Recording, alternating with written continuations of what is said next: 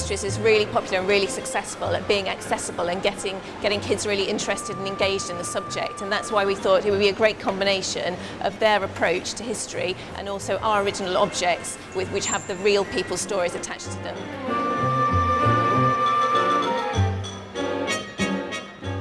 Well, during the Second World War, SOE had a series of workshops full of technicians and scientists who were developing special gadgets and devices and weapons for agents to use out in the field. And in 1944 they produced this booklet called the Descriptive Catalogue of Special Devices and Supplies.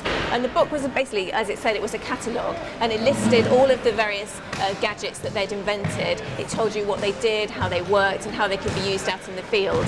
And you can see a page of it here.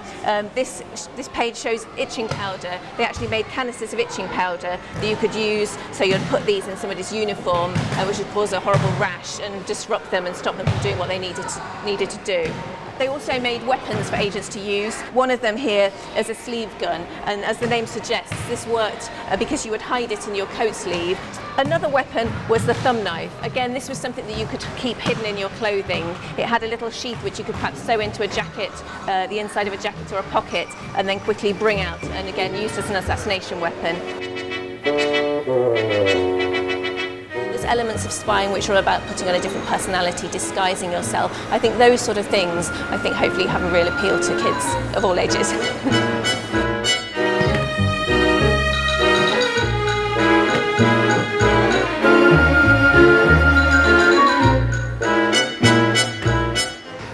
One of the hands-on activities that visitors in the exhibition can have a go at.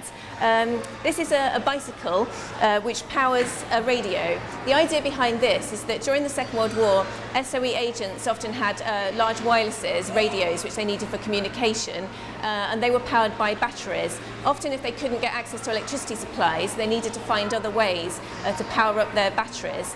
So one of the things that was developed by SOE were dynamos, which could be attached to a bicycle. So by pedalling the bicycle, you would generate electricity and charge up your battery.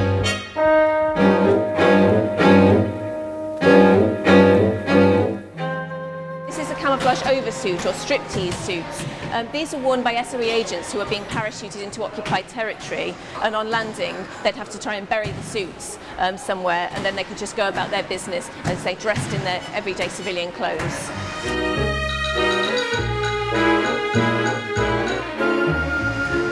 One of the other more famous objects that SOE made for their agents was a tear gas pen. They made quite a lot of things where it's something that looked like an everyday object but hid some sort of hidden weapon. So in this case, what looks like a normal fountain pen actually has a canister of tear gas in it. So how this would work is if you were attacked, somebody was trying to capture you, you could quickly try and whip it out of your pocket, squirt tear gas into your assailant's eyes, and then hopefully that would give you a little bit of time to escape.